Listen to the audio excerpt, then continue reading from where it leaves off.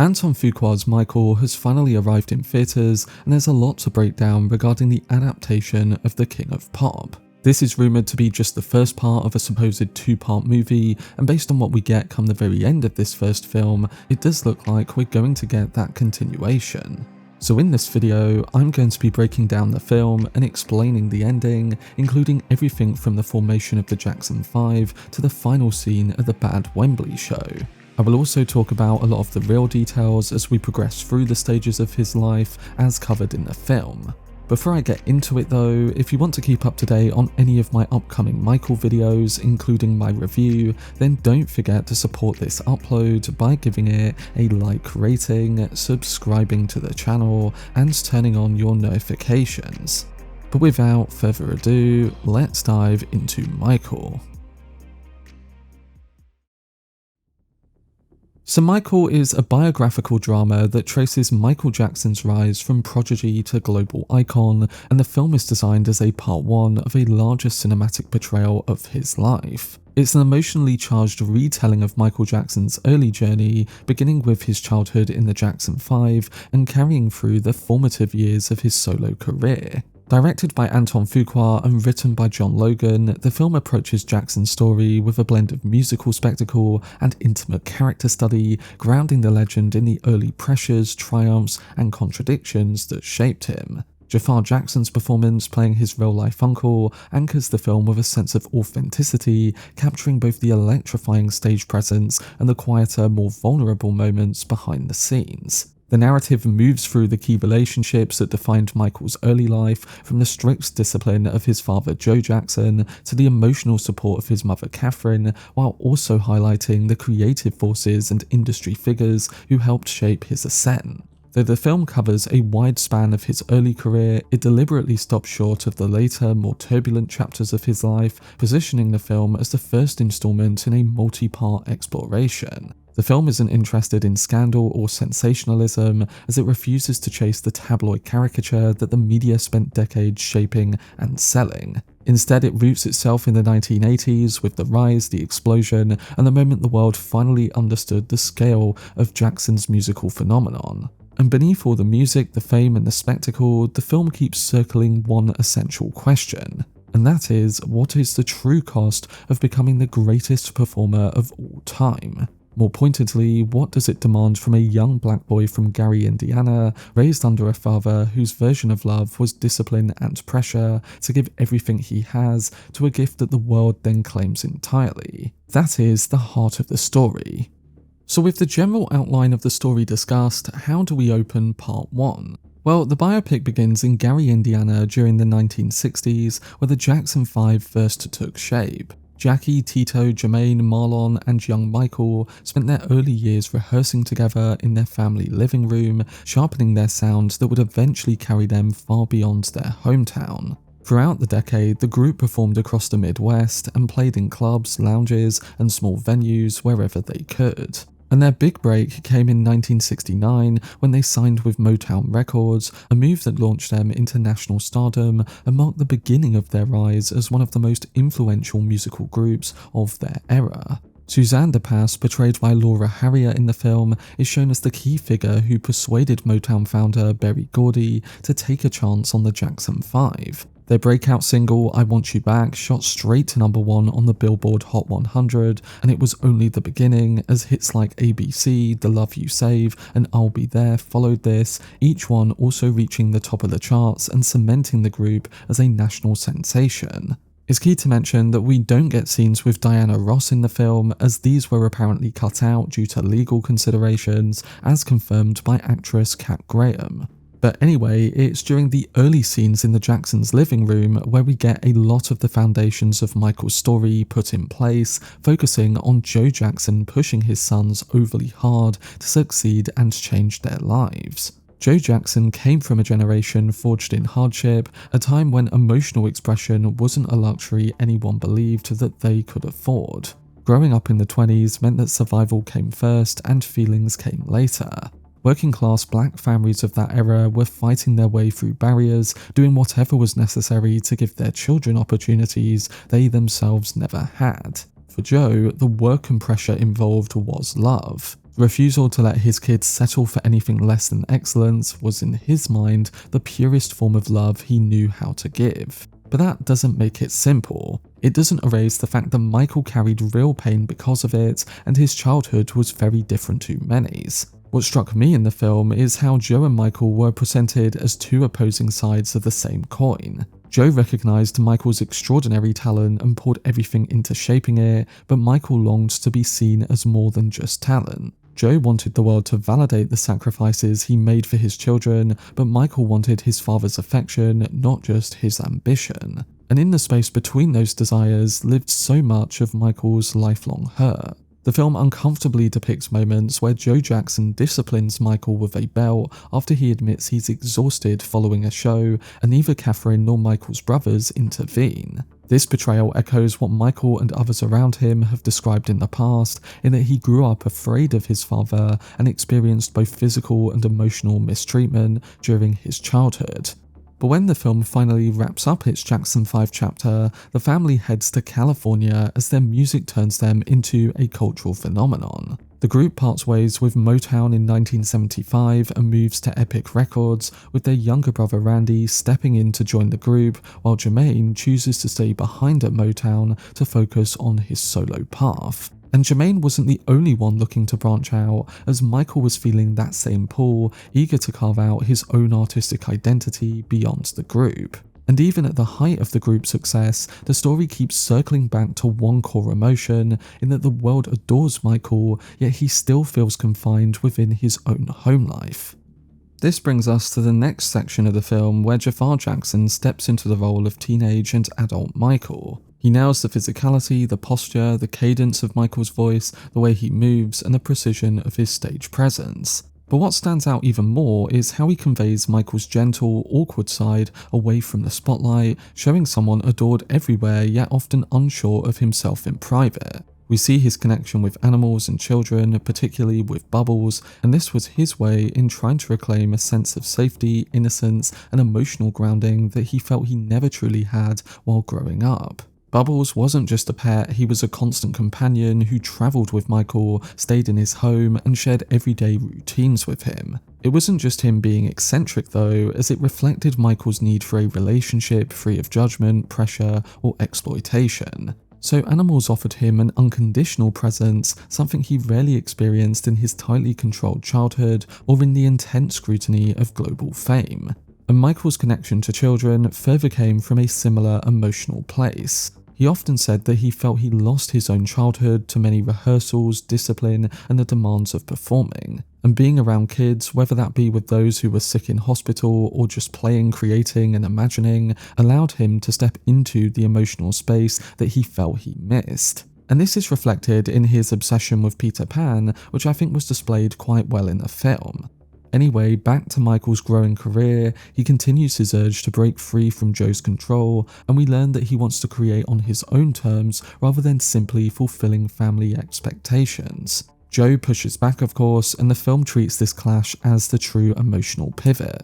In 1979, Michael worked with Quincy Jones and released Off the Wall, featuring standout songs like Don't Stop Till You Get Enough and Rock With You. At the time, he was still performing with his brothers under their new name, the Jacksons, and his father Joseph allowed him to pursue the solo album as long as it didn't interfere with the group's commitments. As he says in the film, he can do it as long as he's working for the group from 9 to 5.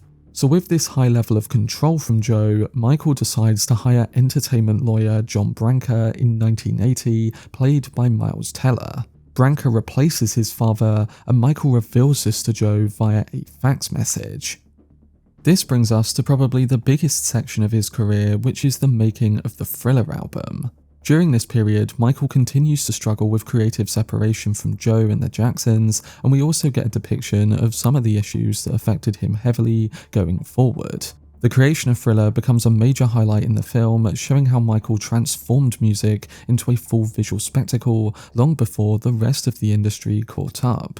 We see him coming up with the beats for many of his songs, his Charlie Chaplin inspiration, and him spending tireless nights moving between the family home and the on-site studio to get ideas out of his head and into production. One of the highlights of this part of the film is the Beat It music video, which brought together around 80 actual members of rival LA gangs to appear on screen. Michael reached out to them with help from the LAPD's gang unit and persuaded the gang members to participate. He convinced them that with enough police supervision, spending days on set together could be both safe and even positive, giving them a chance to coexist while working on the video.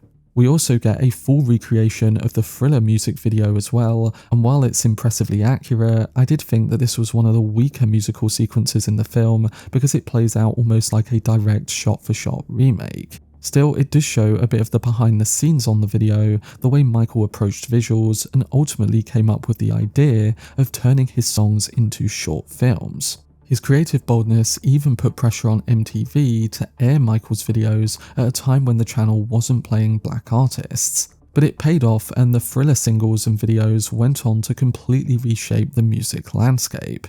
But while his music was only growing in popularity, this period also focuses on the personal issues that he began facing. We get glimpses of his early struggles with vitiligo, a skin condition where the pigmentation of the skin changes over time. This resulted in Michael having to patch up spots on his skin with makeup as he was conscious about the way he looked. He wanted perfection, and dealing with a skin condition like this meant that it got to the point where his skin completely changed. The other aspect that the movie touches on a bit is the surgery that Michael had on his nose. Now, the film frames Michael's interest in surgery as something inspired by a children's book, suggesting he wanted his nose to echo the features of Peter Pan. But according to biographer Randy Taraborelli, the real story is far more practical. Taraborelli explains that Michael's first nose surgery happened after he fell on stage and broke his nose when he was about 19. Because of that injury, the procedure was done for medical reasons rather than cosmetic ones. So this distinction matters because it separates the mythology around Michael's appearance from the documented facts. And while later surgeries became the subject of speculation and debate, Taraborelli is clear that the very first operation wasn't about changing his image, as it was simply to repair damage from the fall. And coming to the final problem for Michael that was displayed in the film, this was the Pepsi commercial incident. The film presents the Pepsi accident as a defining moment in Michael's life, which it was, treating it with precision and emotional weight. The 1984 commercial shoot is recreated with striking realism, drawing heavily from the real footage and eyewitness accounts. Director Antoine Fuqua has said that he and producer Graham King studied the material repeatedly to ensure that the scene felt truthful rather than sensationalized. And their aim was to show how abruptly the accident happened and how profoundly it impacted Michael, signaling the start of a much more painful period for him. The flames, the confusion, and the immediate aftermath are handled with restraint in the film, reflecting Fuqua's desire to avoid exaggeration while still conveying the seriousness of the injury. Michael almost died, and the film uses this event to highlight how fragile he was beneath his superstar image. He had to take strong medication from this point onwards,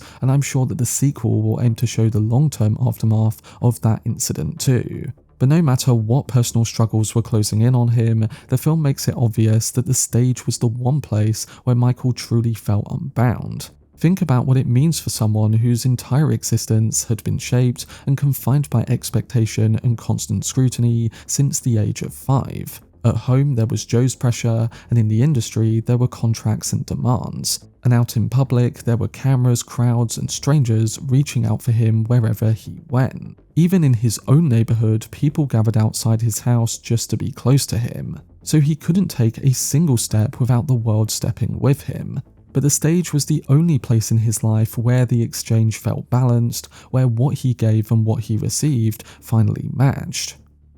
This brings me on to the ending, where we get a focus on two crucial performances that really show the transition of Michael's life over a few years. We get a final scene during the Victory Tour where he finally leaves the Jacksons, and then Michael at the peak of his fame, seen on the biggest stage through his artistry. After the final Victory Tour show, which ends with a beautiful performance of Human Nature, Michael Jackson tells the crowd that this will be the last time that he and his brothers perform together. When he walks off stage, Joe is forced to accept that he can't keep Michael tied to the group anymore. Even Michael's security guard Bill blocks Joe when he tries to intervene. And as Michael heads out, the film transitions seamlessly back to the cold open, with Michael warming up in the Wembley Stadium corridor, preparing to step out in front of the massive audience waiting for him. Michael is now shown as completely evolved, no longer the scared kid desperate for approval, but a worldwide superstar who can captivate massive crowds with nothing more than a look, a movement, or a single note. It's the film's strongest expression of his triumph. During this, we get the full performance of Bad, featuring every identical expression and embodiment of Michael through Jaafar's performance. He raises his hand over his face at the very end of the performance, we cut to black, and then on screen it reads, "His story continues." And this is also a clever play on the title of the History album. Ultimately though, this ending is essential to understanding the whole first part, as this chapter is about Michael's rise. The film closes at the height of Michael's fame, where he holds the most cultural influence, deliberately avoiding the more difficult years that follow. On the surface, Michael appears to have achieved a total victory as he's gained fame, autonomy, influence, and full creative control. But privately though, the pain that shaped him is still there. Michael Jackson is the most recognizable person on earth, and the world has been watching him since childhood. And yet all he's ever wanted was to be seen. Not photographed and not consumed, not dissected or argued over. He wanted to be truly seen as a man, as a human being, as someone with an inner life that belongs to him alone. There's a harsh divide between being watched and being understood, between being famous and being genuinely seen. His mother Catherine saw him, Bill Bray, his longtime bodyguard, saw him, Berry Gordy saw something in him, and the sick children he visited in hospitals saw him too. Michael particularly connected with kids, finding a kind of peace that he struggled to find in adults or anywhere else. He recognized himself in those children, the feeling of being trapped in circumstances that seem impossible, and a longing for someone who would simply sit with them without wanting anything in return. In those moments, he wasn't Michael Jackson the superstar, he was just Michael. And that's what this first part is truly about. The first person who arguably never truly saw Michael was Joe. Joe Jackson recognized his talent with absolute clarity, believing in it, nurturing it, protecting it, and refusing to let anyone diminish it. But the person behind that talent, the human being inside that gift, was much harder for Joe to recognize. When it comes to what's next though, as mentioned previously, the start of the credits features text that confirms we are getting a Michael Part 2. Part 2 would definitely be a much darker, more complex continuation of Michael Jackson's life story, and it would likely pick up exactly where the first film ended in 1988 at the height of his fame. It would follow him through the whirlwind that defines the next 2 decades, with Michael starting to face issues which were heightened by the way the media and tabloids talked about him. And I am going to be posting a separate video talking about all the things that that film will likely cover. But when it comes to whether I think we'll see a part 2, well, I think that title card at the very end of part 1 confirms that we will see it, and based on early tracking numbers for the film, it looks like this is going to shatter box office records. My theatre experience yesterday was electric, fully packed out, and had an atmosphere that I hadn't seen or felt in a movie theatre in a very long time. So I think that Michael Part 1 is going to do exceptionally well, and I do think that it will comfortably pass the minimum needed for that second part, which apparently is $700 million worldwide. But that was my video explaining Antoine Fuqua's Michael movie and providing some context for the real life story. I'm going to be posting an extended review on the film over the next few days, alongside some other topical videos too. But I do hope this breakdown helps some of you guys understand the events and smaller details of the film a bit better, and overall, I'm looking forward to hearing your thoughts on it, so don't forget to let me know down below in the comment section. For much more videos and breakdowns, then subscribe to the channel and turn on your notifications. Also, if you enjoyed this video, remember to leave a like rating and follow me on social media via the links in the description. But anyway, I hope you guys enjoyed it. I've been Cortex, and as always, make some noise.